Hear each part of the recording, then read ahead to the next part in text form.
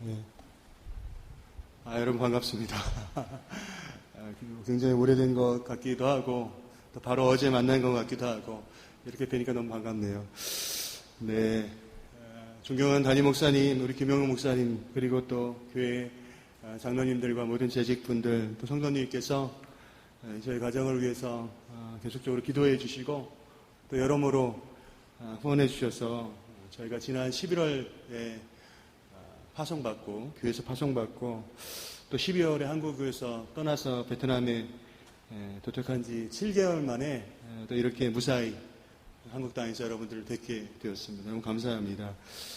물론 저는 여러 가지 이유가 좀 있어서 잠깐씩 왔다 가기도 했습니다. 근데 저를 제외한 저희 가정에 있는 모든 구성원들, 특히 저희 아이들을 유진이하고 의진이 지금 이제 유초동부에서 예배드리고 있는데 여의들은 얼마나 이날이 오기를 기다렸는지 모릅니다. 한 달 전부터 막 아빠 한국 언제 가요? 이렇게 또 하룻밤 지나면 며칠 남았어요. 이렇게 물어보면서 그렇게 날짜를 기다리고 있었습니다. 그러다가 그 한 달이 되어서 오늘 여러분들 이렇게 다시 만날 수 있게 되었습니다.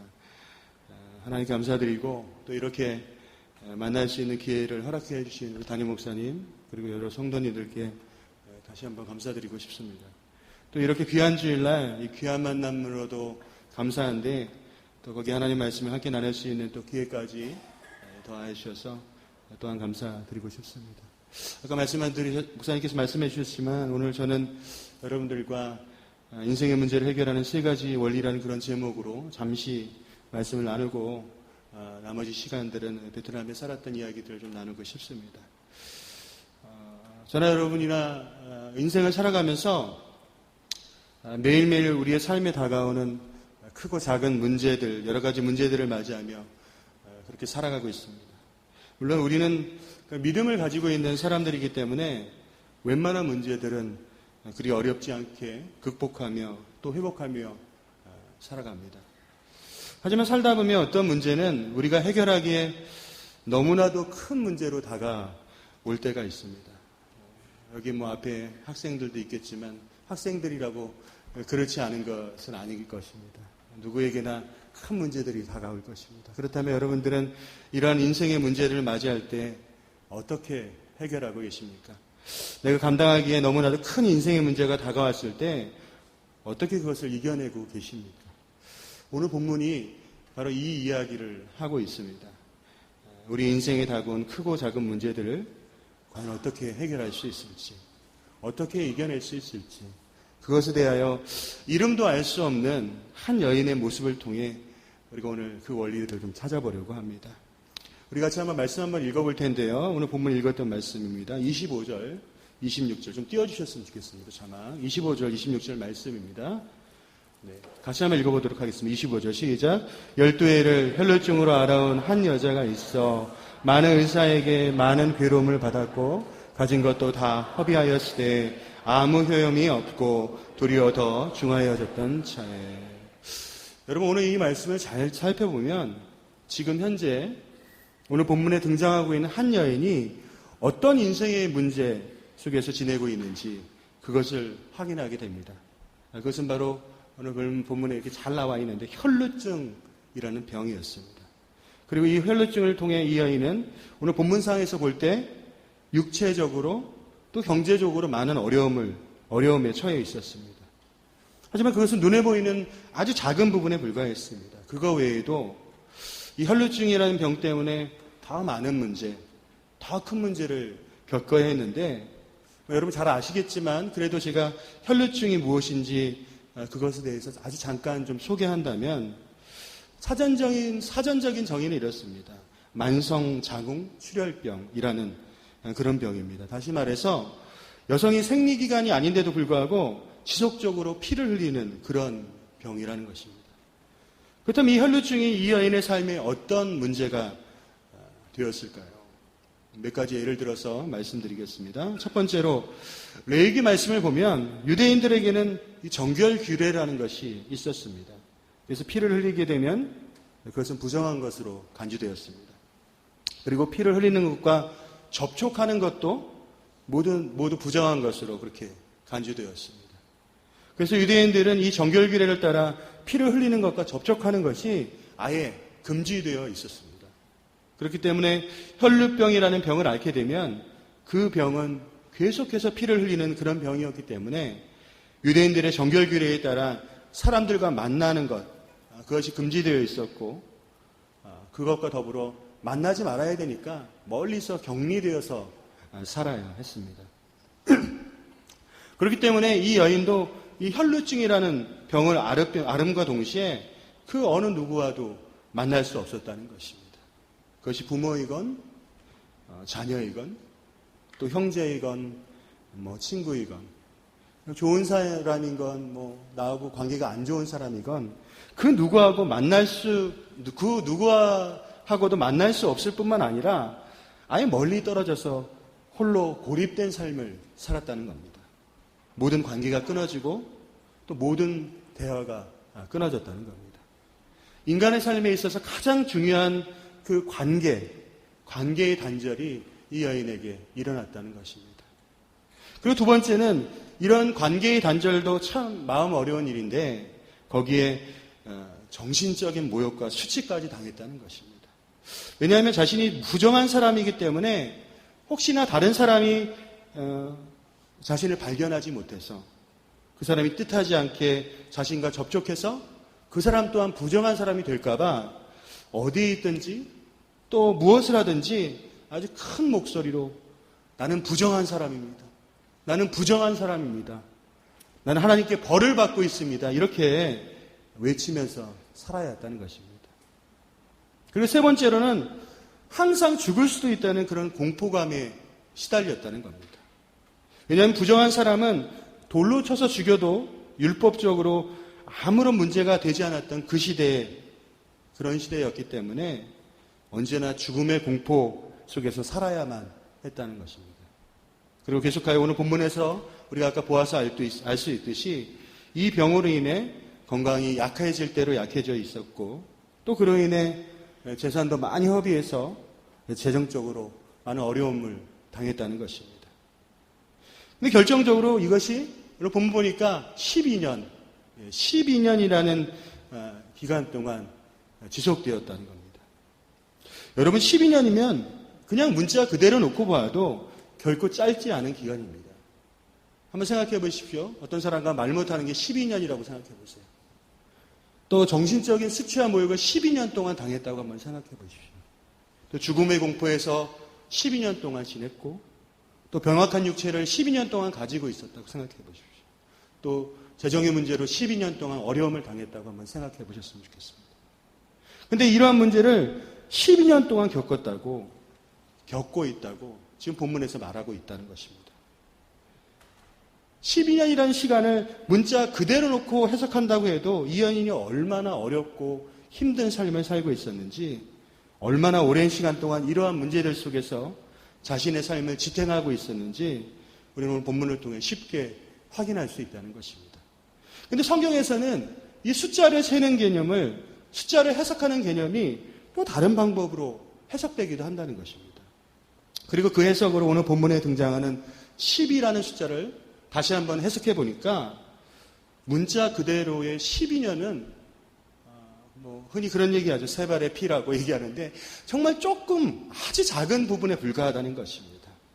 왜냐하면 이 10이라는 숫자는 성경에서 완전수를 의미하지 않습니까? 그래서 예수님의 제자도 12제자였고 10이라는 숫자가 들어가는 데는 모두 완전하다는 그런 뜻을 가지고 있었습니다. 그래서 문자 그대로 12년도 참 어렵지만 성경에 나오는 해석대로 12년을 해석해보면 정말로 큰 문제, 완벽하게 큰 문제, 우리가 상상할 수 없을 정도로 그런 고통 가운데서 완벽하게, 완전하게 육체적으로, 경제적으로, 관계적으로, 정신적으로, 율법적으로, 의학적으로 그 어느 한 부분도 피해갈 수 없는 그 완벽한 사면초가의 상태, 완벽한 절망의 상태 속에서 그녀가 살고 있었다는 것입니다. 근데 바로 이 시점에서 이 완벽한 절망의 상태, 완벽한 사면초가의 상태에서 기적과 같은 놀라운 사건이 일어났다는 것입니다. 그것은 바로 우리 주님께서 이 여인의 삶에 등장하셨다는 것입니다. 할렐루야. 그렇다면 우리는 여기서 오늘 우리가 생각해 보려고 했던 우리 인생의 문제를 해결하기 위한 세 가지 원리를 지금부터 좀 찾아봐야 한다는 것입니다. 삶의 문제로 절망 속에 있었던 이 여인의 삶에 예수님께서 등장하셨던 것처럼 동일하게 우리의 삶의 문제 속에서 주님께서 등장하셔서 그 문제들을 해결해 주시기를 좀 소망하며 우리의 삶의 문제를 해결하기 위한 원리들을 좀 찾아보도록 하겠습니다. 그래서 첫 번째로 우리가 찾아봐야 할 중요한 원리는 우리 한번 따라해 보겠습니다. 누가 나의 구원자인지 알아야 한다. 다시 한번 누가 나의 구원자인지 알아야 한다. 그렇습니다. 누가 나를 정말로 구원할 수 있는 분인지 그것을 알아야 한다는 것입니다. 27절, 28절 말씀 한번 좀 띄워주셨으면 좋겠습니다. 27절, 28절 말씀입니다. 제가 읽겠습니다. 예수의 소문을 듣고 무리 가운데 끼어 뒤로 와서 그의 옷에 손을 대니 이는 내가 그의 옷에만 손을 대어도 구원을 받으리라 생각함이로라. 여러분 우리나라 속담에 보면 이런 속담이 있습니다. 믿져야 본전이다. 여러분 알고 계시죠? 이 속담. 이래도 좋고 저래도 좋다라는 말과 같은 의미로 사용되기도 하고 일이 잘못되어도 별로 손해볼 것이 없다라는 그런 의미로 쓰이는 속담입니다.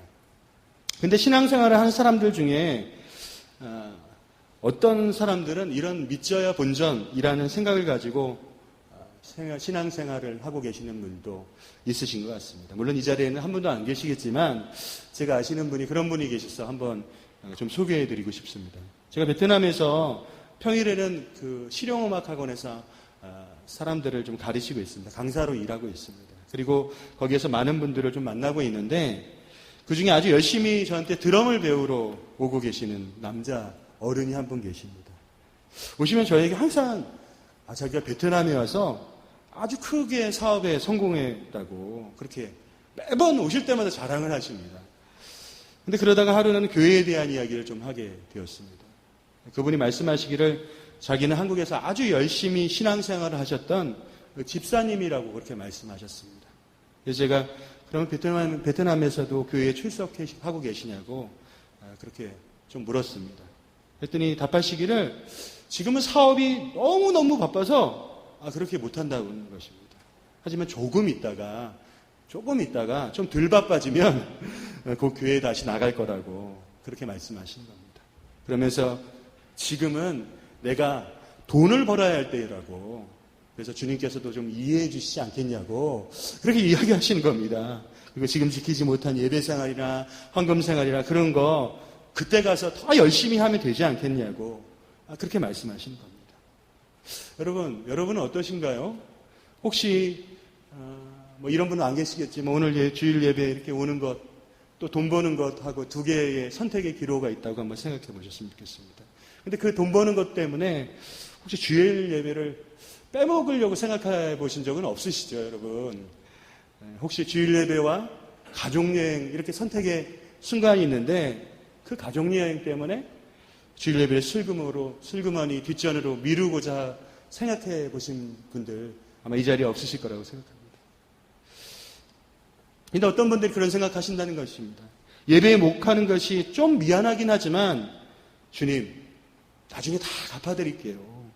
이렇게 생각하시면서 예배 드리러 가면 더할 나위 없지만 못 가도 나중에 다른 것을 드리면 되지 않겠느냐고 그렇게 스스로를 설득하고 계시는 분들이 있다는 것입니다.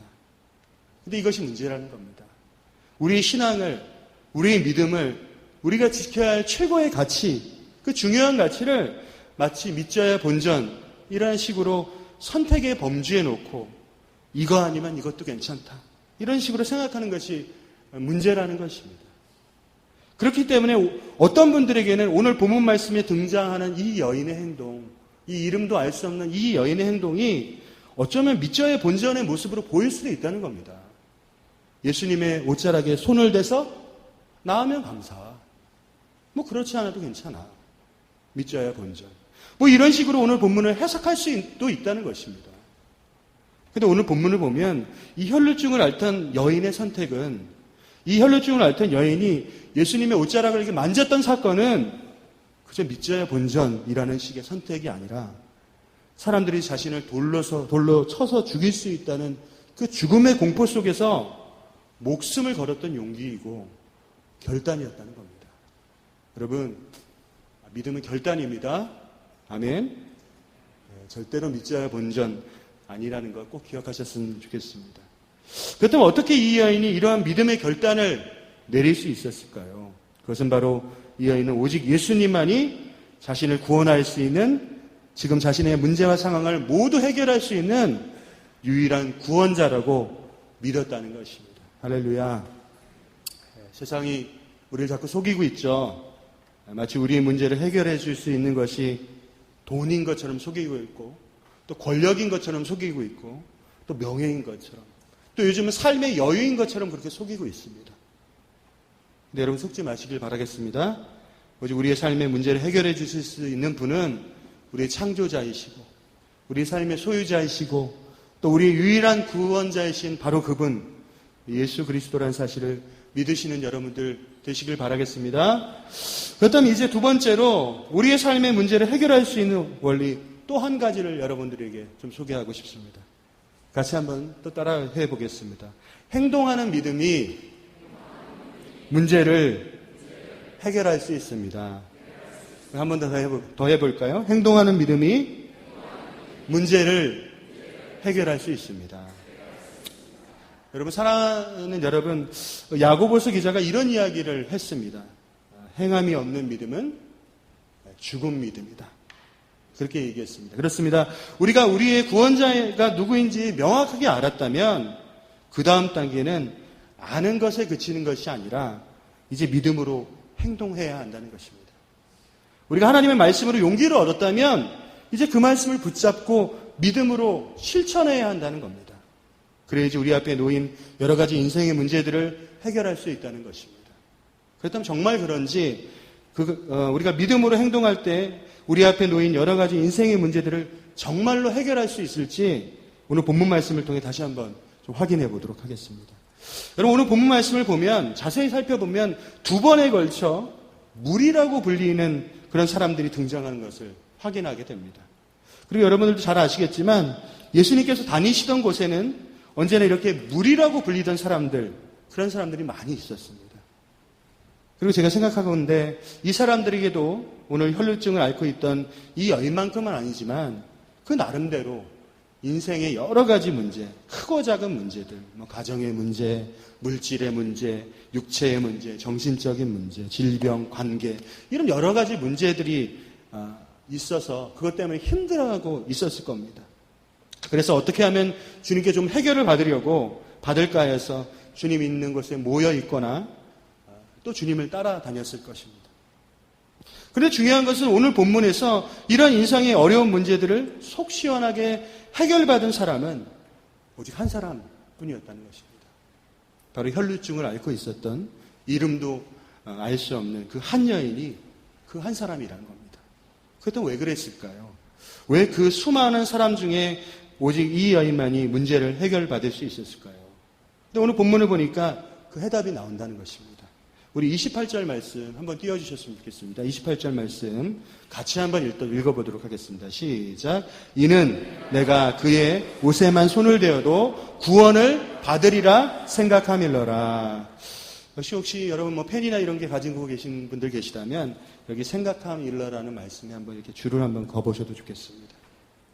바로 우리가 이게 지금 밑줄을 이렇게 그은 이 말씀이 오늘 문제 해결을 받은 열쇠라는 겁니다. 그렇다면 이 생각함일러라는 말씀에 어떤 의미가 숨어 있길래 오직 이 여인만이 문제 해결을 받았을까요? 그래서 한번 원어적인 해석을 좀 찾아봤더니 이 생각함일러라는 말씀은 그냥 한 번 생각하고 그것에 그친 것이 아니었다는 것입니다.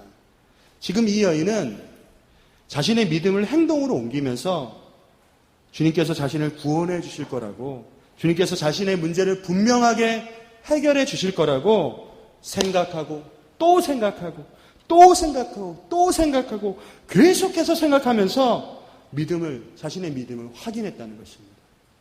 그리고 그러한 확인 속에서 주님의 옷자락에 손을 대는 그 믿음의 행동을 하였다는 겁니다. 그리고 바로 그때 기적과 같은 놀라운 하나님의 역사가 일어났다는 것입니다.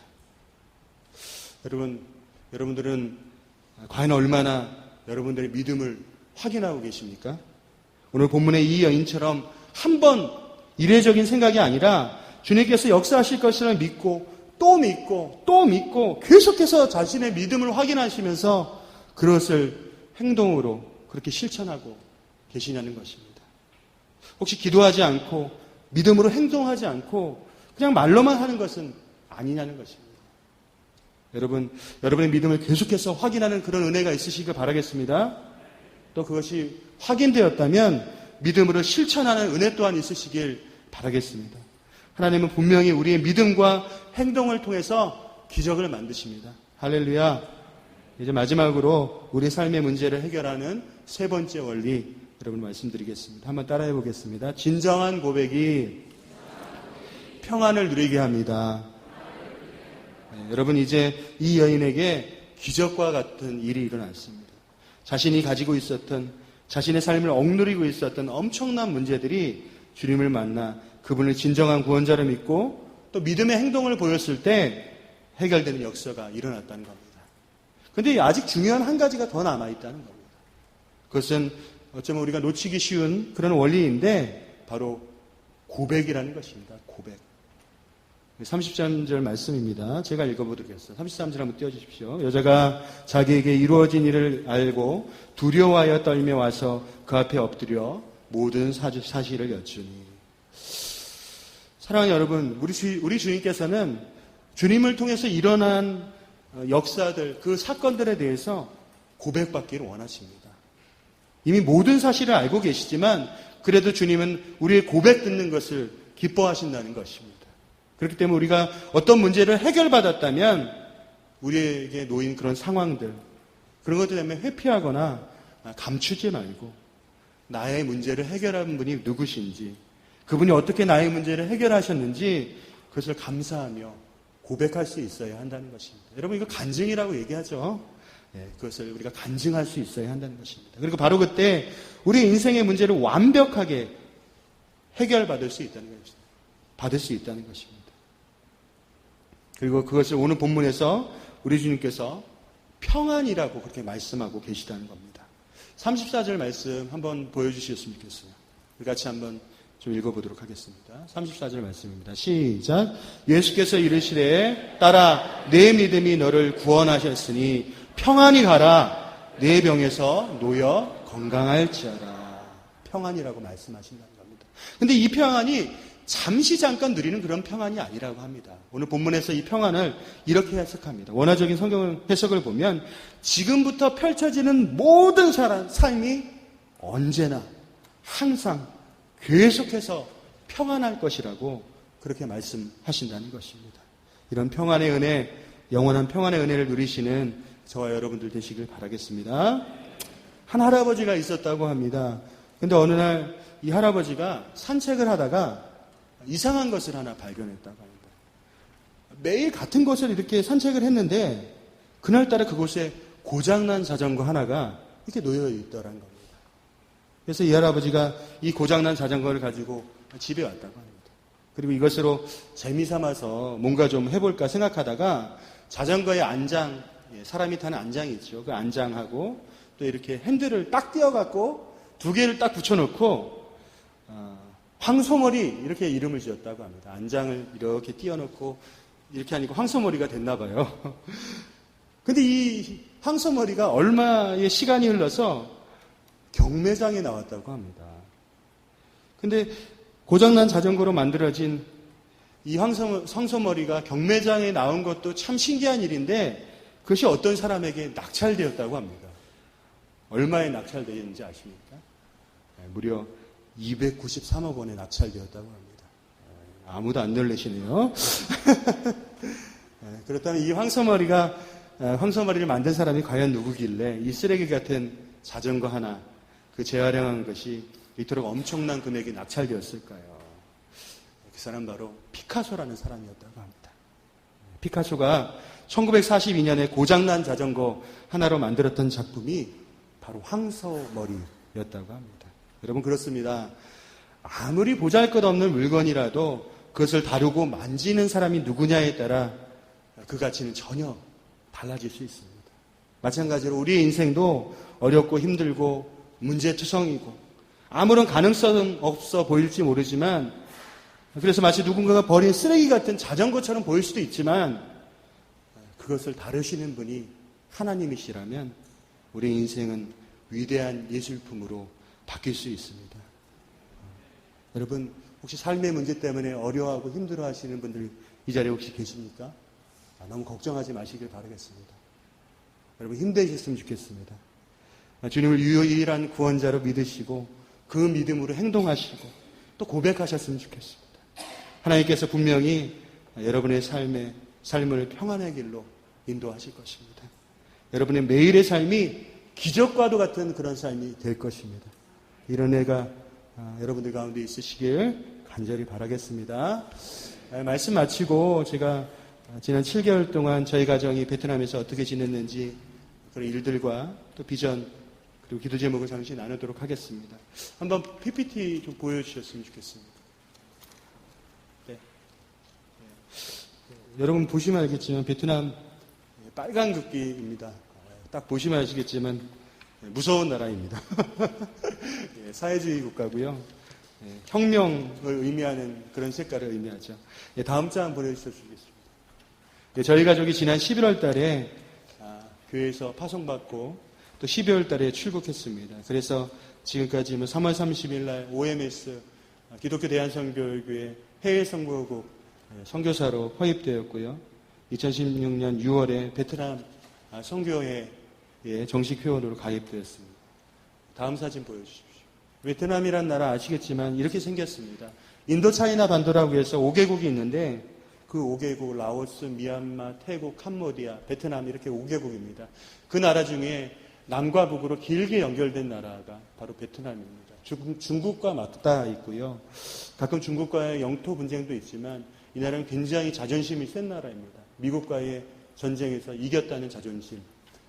그런 자존심이 세고요. 나라 사람 모두 그런 자존심. 나라는 못 살지만 그런 자존심이 굉장히 센 나라 사람들입니다. 저희 사역들을 잠깐 소개하도록 하겠습니다. 넘겨주시고요. 사역. 긴 시간이 아니어서 저희가 많은 사역을 하지 못했지만 그래도 몇 가지 사역들을 좀 소개하고 싶습니다. 첫 번째로 제가 가자마자 2015년 12월에 노엘 크리스마스 콘서트라는 행사를 함께 했습니다. 베트남이란 땅은 공식적으로 기독교가 불가한 나라입니다. 기독교에서 뭔가 하는 것이 불가능한 나라입니다. 물론 베트남 땅에 베트남 현지 교회들이 없는 것은 아닙니다. 한인교회도 있습니다. 하지만 그 교회들이 무엇인가를 하기 위해서는 정부의 허락을 받아야 되고 정부가 허락해 주지 않으면 아무것도 할 수 없는 나라입니다. 그래서 선교가 공식적으로는 어려운 나라입니다. 하지만 우리가 접근할 수 있는 방향이 여러 가지 방향이 있는데 그래서 저희가 생각하는 방향은 문화적인 통로를 통해서 이들에게 복음을 전할 수 있는 루트를 좀 마련해 보려고 합니다. 여러분 중앙에 보이면 Jesus Christ라는 글씨가 크게 보이실 것입니다. The only way. 예수만이 한 길, 오직 한 길이시다. 이런 얘기죠. 이런 글자 그냥 띄워놨다가는 그냥 금방 그냥 잡혀갑니다. 하지만 우리가 공연이라는 컨셉, 문화라는 컨셉으로 들어갔을 때 이것들이 허용되고 그 안에 찬양들을 부를 수 있는 일들을 할 수가 있습니다. 그래서 작년 12월 들어가자마자 노엘 크리스마스 축제, 성탄 축제를 했습니다. 그 다음 사진 보여주시죠. 이 사진은 유스코스타라는 그 지난 행사를 함께한 사진입니다. 베트남에는 한인들이 많이 살고 있습니다. 한인 중에는 우리 청소년들이 굉장히 많이 있습니다. 여기 앞에 우리 청소년들이 있는데 거기 있는 청소년들은 여러 가지 어려운 문제들, 상황들에 접해 있는 청소년들이 많이 있습니다. 마치 도피해 온 것처럼 베트남에 온 것 같은 느낌으로 있는 청소년들도 있고 자기들이 뭔가 열등감에 빠져 있다고 생각하는 그런 많은 사람들이 있습니다. 그리고 베트남의 한인, 나중에 말씀드리겠지만 한인 복음화율은 3%밖에 되지 않습니다. 다른 외국에 있는 이민교회라고 말하는데 그런데 한 20%씩 되는데 베트남이 왜 그런지 모르겠지만 한인들의 복음화율은 3%밖에 되지 않습니다. 그래서 한인 아이들이 여러 가지 어려움들을 겪고 있습니다. 그런데 그들에게 복음을 심어주는 그런 집회가 1년에 한 번씩 유스코스타라는 이름으로 열리게 됩니다. 이건 전 세계적으로 열리는 집회인데 이 집회에서 같이 참가해서 아이들을 섬기고 그 아이들에게 다시 복음이로라는 그런 제목으로 아마 진행되었던 것 같습니다. 그래서 복음의 열정들을 심어주는 그런 시간을 가졌습니다. 다음 보여주시고요. 네.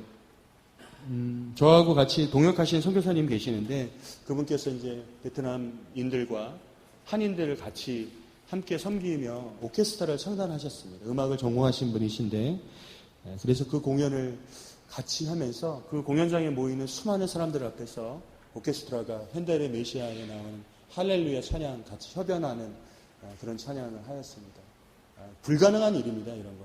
하지만 우리가 이렇게 접근할 때 또 가능할 수도 있는 일입니다. 그래서 그 가운데 모인 사람들이 모두 다 음악을 감상하며 좋은 시간들 간접적으로 복음을 전합할 수 있는 시간을 보냈습니다. 다음 사진 보여주시면 되겠습니다.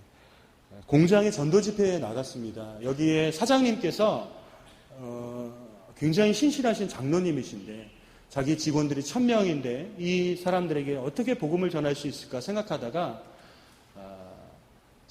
그 사람들이 근무하는 하루의 시간을 몽땅 빼서 그냥 체육대회도 하고 축제도 하는 한마당 잔치라는 이름으로 그렇게 시간들을 여셨습니다. 그래서 거기에 사람들에게 경품도 나눠주고 이렇게 하면서 가수들 불러서 축하 공연도 하고 그러면서 이제 자기가 나오셔서 자기의 삶의 이야기를 나누시면서 내가 왜 이렇게 살았는지 이렇게 성공할 수 있었는지 모두 하나님께서 함께 하셨기 때문이라고 이렇게 고백하면서 시간들을 보냈던 그런 전도 집회의 시간.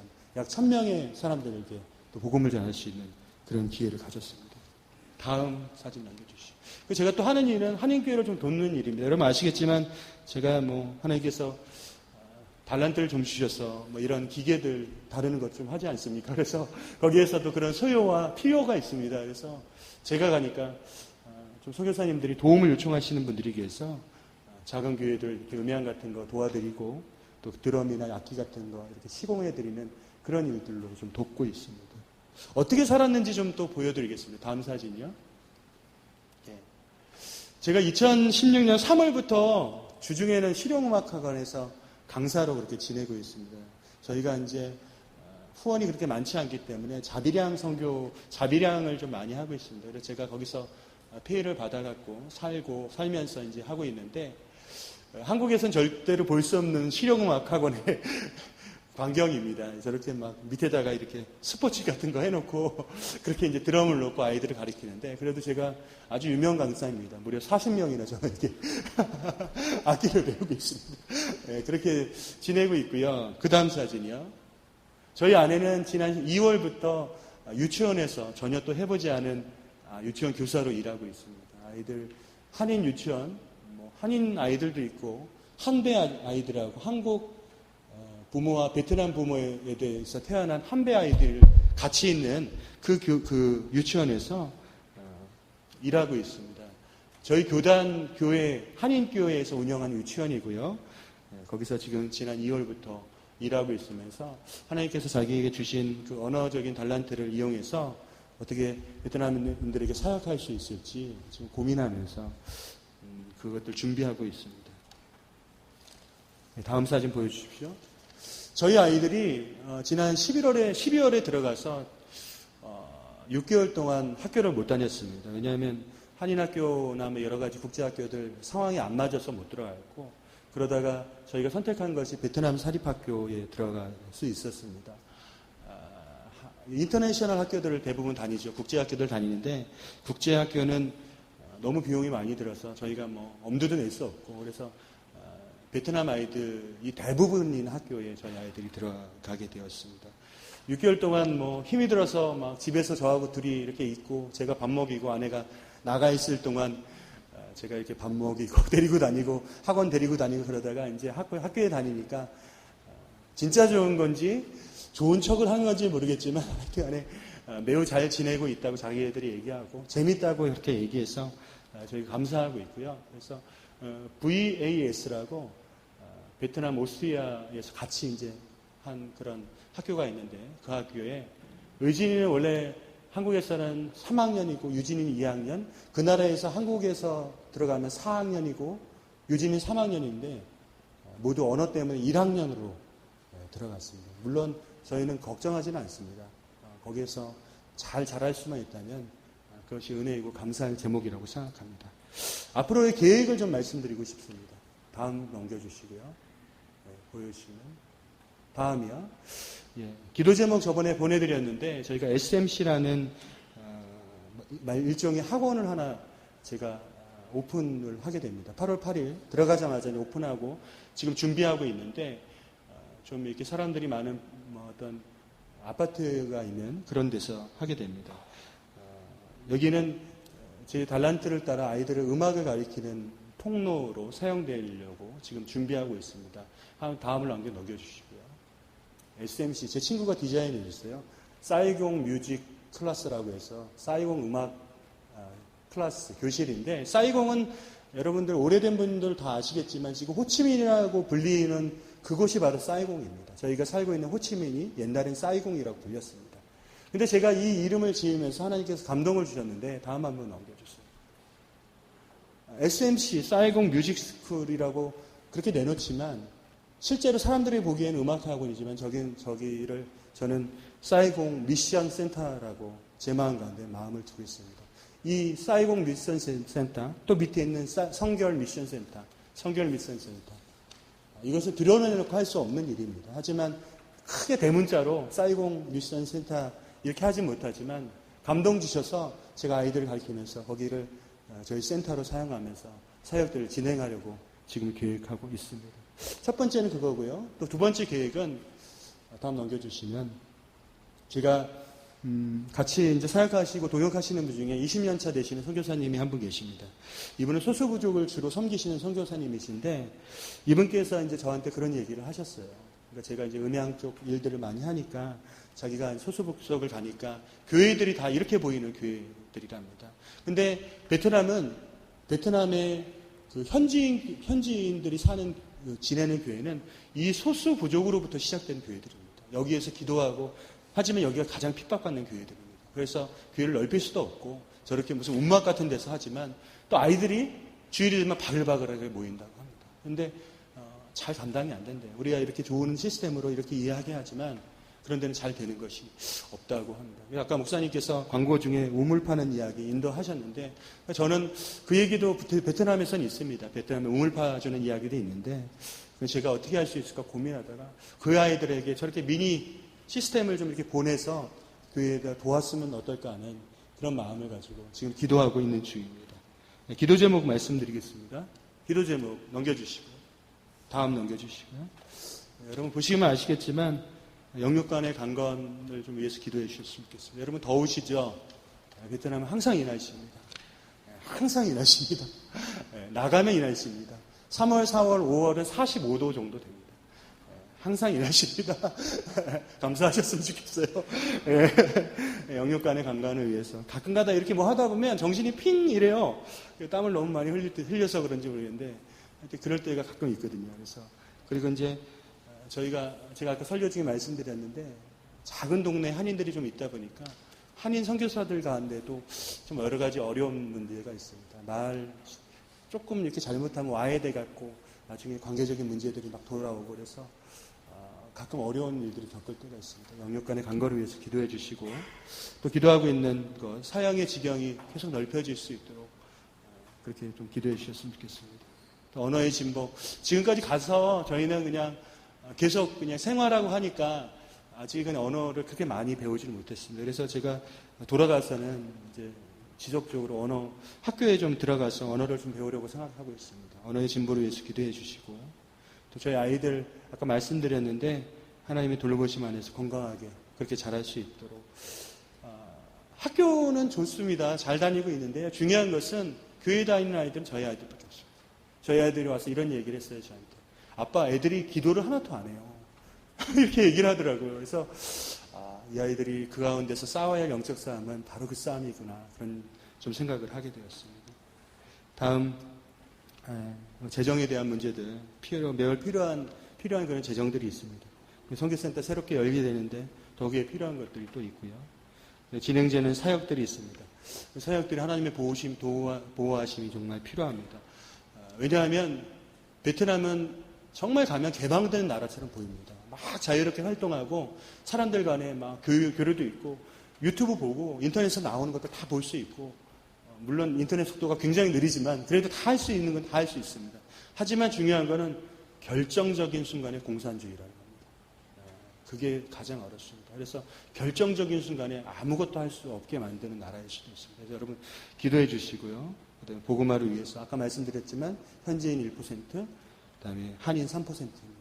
여러분 지속적으로 베트남 선교를 위해서 기도해 주셨으면 좋겠습니다. 제가 잠깐 기도하고 마치도록 하겠습니다. 기도하겠습니다. 하나님 감사합니다. 오늘 이렇게 복되고 귀한 주일 또 이렇게 말씀 나눌 수 있는 은혜를 주셔서 감사드립니다.